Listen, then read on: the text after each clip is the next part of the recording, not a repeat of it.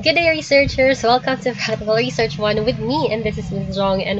And for today's lesson, we will talk about Chapter 3, which is titled Summary of Findings, Conclusion, and Recommendations. This is the last chapter of our thesis, and we're already on our way to the oral defense. Yay! And okay, so for the previous video, we have discussed Chapter 2, which is the presentation, analysis, and interpretation of data. Basically, Chapter 3 is just a summary of Chapter 2. So here's how. For the summary of findings, conclusion, and recommendations, of course, we have here the prefatory paragraph. The chapter wraps up. Okay, this is just an example. You can come up with your own prefatory paragraph. So this chapter presents the summary findings, conclusions, and recommendations of this paper. Pwede na siya siya na ang prefatory paragraph. Now let's have a summary of findings. For our summary of findings, basically there will be one sentence na mo summarize per SOP question. What does that mean, miss? In the example earlier, diba dinhi is unsa to SOP1, unsay factors of being an academic achiever. So, ang first nimo dinhi, the factors that made them an academic achiever is their academic performance in school and unsa pa? Them being a social influencer. And them being a social influencer. Okay, that's it. One sentence lang no to summarize SOP1. Okay, lang akong para ma-clear siya. Okay. Summary of SOP1. And then the challenges they encountered. So, kung sino mga challenges adto? Academic concerns and expectations and pressure, no? The challenges encountered academic overload and learning difficulties. Hindi na siya kanang okay. Ineffective teaching and ito yung sa nila kuan expectations and pressure and expectations and pressure from themselves and their families. Okay, so again no summary of SOP1. This one is summary of SOP2. So usa na siya kas kuan guys, one sentence lang na siya para summary gid siya of SOP number 2. And then, naa sila is SOP number 3, yung si coping strategies, no? Baliktad rin yung si coping strategies nila. Proper time management and peer support. So, kana lang, no? Proper time management and teamwork. Okay, so, kana SOP 3. Ito na siya. Wait lang. Summary of SOP 3. Okay, summary of SOP number 3. Alright. So, muna siya ang summary of findings. You just summarize unsa ang inyong findings here. Okay, so, kada SOP, one sentence to summarize unsa na ang factors, one sentence to summarize unsa ang mga challenges, okay, and then one sentence to summarize unsa to ang ilang coping strategies. Alright, you're done with summary of findings. Next is conclusion. So, conclusion, no example, based on the findings, the study revealed that students became academic achievers for their own benefit as well as for others. Academic achievers encountered several conflicts within the academic field together with their personal challenges. Regardless of these, academic achieving students would stand the challenges they come across through several coping strategies that include proper time management and peer support.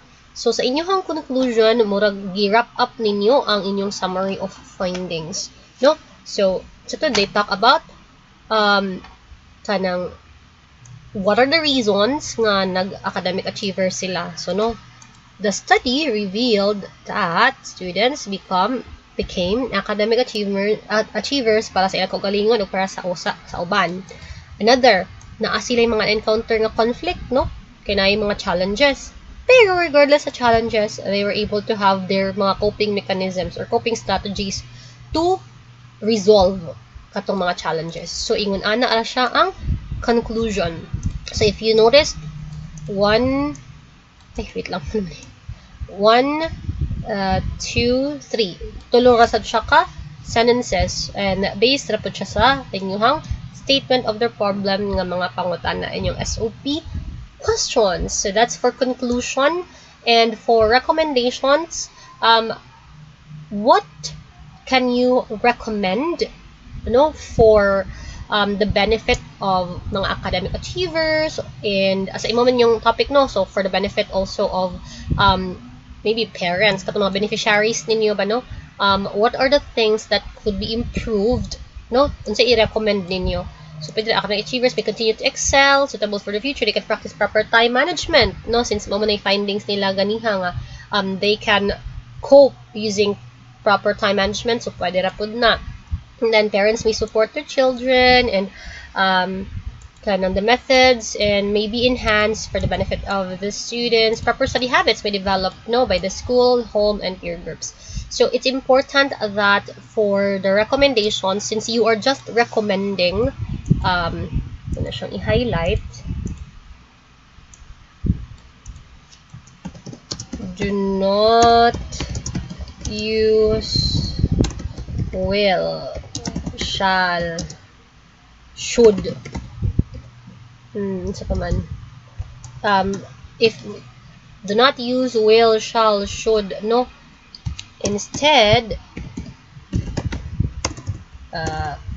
use may, can, could, dili pwede, if man mo kag will, should, shall, you are as if you are recommending na kinahanglan jud buhaton, no, you are demanding. And in recommendations, we do not demand, no, we just suggest. So that's why may, if you can notice nga, okay, may di siya ang gamit, no, dili siya di siya will, shall, should. So may, okay, can, okay, sa paman, may, no, may, can, could, ana ra mga soft ra nga mga kuan, dili man naka the parents will, the parents should, no, murag nanugo ta ba, no? So do not use that. Okay, so use kanira nga mga may, can, could. Do not use kanang will, shall, should.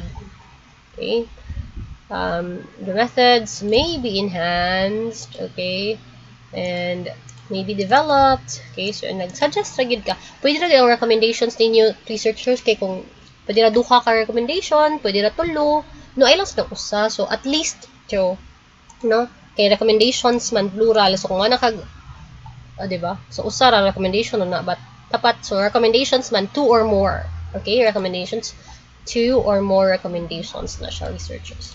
2 or more recommendations. Okay, alrighty, and then that's it for our chapter 3, summary of findings.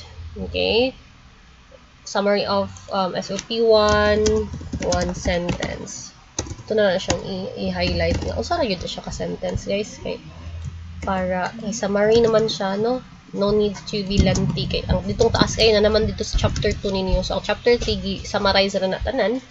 And then sa conclusion kay ano po siya, one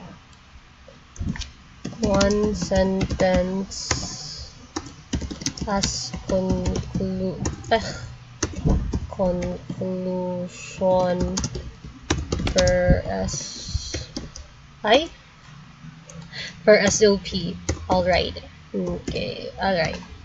And then so recommendations. That's it, no, for chapter 3.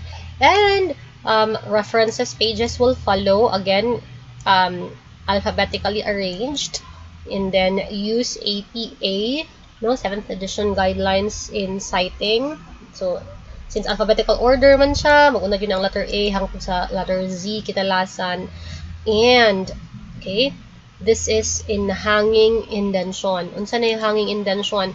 So, kabantay ka, dinhi nagsugod si A, pero ang sunod niya ang I, wala na siya nagtupong, dinhi napita, dinhi na siya. This is called the hanging indention. Kinaghang na siya, no? Wala siya kani si I, wala siya din ha. Ay, wait lang, sorry.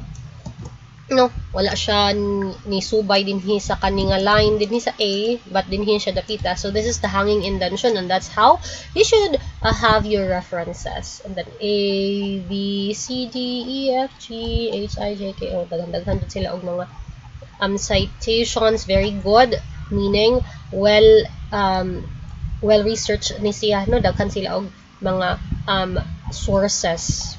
Okay, very good. Kimailhan man jud na. And then, appendices ninyo researchers. After sa references, kay appendices pages, Appendix A would be the transmittal letter. So, ibutang lang niyo dinhi ang transmittal letter nga, pwede rasad, no? Ibutang niyo dinhi ang katong transmittal letter nga gisign na nako. And then, next is the informed consent ninyo. Ibutang lang din ha. Ingana na siya ang noun sa consent letter nga ibutang dinhi. Contact information. And then, wala ray kato mga signature nila respondents, no? Ana ra siya murag unsay noun sa consent letter, no? Ang katong mga nay signature, it's inyo haratong copy. Okay, appendix letter C is the research locale where the research was conducted. And then where the research was conducted, since ang atoa man good is research environment, diba? And then our research environment kay online man, no? So, pwede ra jud no nga dili na ta magbutang og picture aning kuan, UC Try. Ano siya i-delete din ha. Research environment, kuan ibutang lang din ha, no, ang rin na print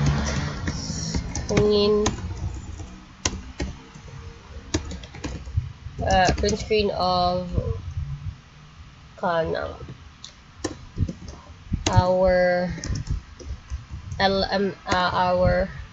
LMS, no, learning management system, since our environment is virtual. Alam na. And then so any print screen lang, okay mo na siya the atong LMS, no. May print screen atong Google Classroom, pwede siya ibutang din ha. That's it. And then what else? Okay, so appendix letter D would be on page number ani kay nag-usab-usab na gyud tungod sa pagbalhin ako. So nako ana unsa ang format. Anyways, appendix D is your research instrument. So this is your interview guide questions. Okay. And interview guide questions. So if you can see reasons, and sa paman challenges, and then coping. That's it. And then appendix E is your merged transcripts. So medyo taas yun na siya. After that would be appendix F, your coding table. So na-move na sad siya. OMG, nga naman dyan ni. Wait lang ha. Siya move.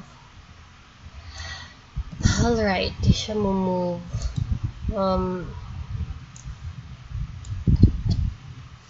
Okay, nausab man gud ni siya kay I was transferring the the text na kung gi-transfer. Anyways, so anyway, mo na siya, no, basta coding table na siya. And then next is your appendix letter G, documentation. So ang ato since wala man tayong ani face to face ng interview, no, kani siya is ang example pag last year katong pwede pa ang face to face last year, di ba, mga klase. So sa ato ang documentation is i-print screen to ninyo ang inyong interviews, no. And then what else? Make sure nga, for example, if since protected mo na itong informant, no, kay sensitive in nature ang inyong topic. For example, katong na topic na physical abuse, pwede rin yung i-blur ang noun sa informant, no? Ilha is, kuan man ilang gipang interview kaning mga tao din is mga academic achievers man. So, nangutana sa sila if pwede ba i-blur, and then, depende ra jud na ano sa inyong informant kung i-blur. Gusto ba sila nga i-blur lang ilang noun or dili. But, for protection lang, pwede ra gid no nga ang inyong i-upload if ay noun sa informant, i-blur lang ninyo. Okay? And then, if ever ang inyong documentation kinanawag ra mo, no, audio ra nga call, wala siya video call. So, ang katura kong audio call nga print screen, okay? And then, the curriculum vitae of you of the kamo, no? Kamo researchers unsa inyong curriculum vitae. So, now ninyo 2x2 picture, naka-uniform, then with ID. Majority of us, no, sa inyo grade 11, wala man may ID, so uniform lang. Miss, what if wala may uniform sa UC? So, anything lang basta na color din, formal, and then 2x2 picture. No? Formal og noun, okay? And then, dare education, ano lang, kung asa ka nag-senior high, asa ka nag-junior high, asa ka nag-elementary, man na. And then, that's it. Basically, muna na siya ang end sa inyong paper, no? Curriculum vitae. And, so, wait lang ha. So, approval sheet, na siya, this is the second page. And then, so, date of exam, appeal na siya, no? So, na-acknowledgement page, acknowledge ninyo kinsa inyong tagaan o pasalamat sa inyong pagbuhat sa inyong paper. What else? Dedication. Ang dedication page kay mura siya og free page gani nga pwede ka mag-poem din ha or mag-quote, and then pwede na sa dili ka mo follow sa standard din nga dapat type ni Roman, okay ra dili. Sa dedication page ra pod na siya nga dili, no? So, awan, example din is, this is for all people out there who did not give up despite all the challenges. This is for us. Okay, no? Kapoy kinag-research mi sana pero wala gyud mi give up. So, something like that. Anyway, sa dedication page kay more of like poetry, pwede siya poetry, pwede siya kanang in a form of a verse or a lyric, no, nga more ka-inspire. This is dedicated to kinsa man. And then table of contents. Sa example din hino naabot siya chapter 5 kay pag last sem ang good until chapter 5 gud ta, no, but karon giusab man gud mo to nga nahimong chapter 1, 2 and 3 na giusab na mga parts. So kamo na lang isubay hinoon sa nga page number. That's for table of contents. And then curriculum vitae is your last, and then appendices, curriculum vitae, and then pack which yun abstract. Ang abstract kay is just short, no, researchers, and you will just grasp unsay mga important ideas from the entire paper. I'll just give you a copy of the guidelines niya as abstract. And then chapter 1 na dayon. So basically that's it. And next na to na video will be for preparation sa oral defense. Alright, stay safe, stay healthy researchers, and I'll see you on our next class, virtual class. Okay, bye!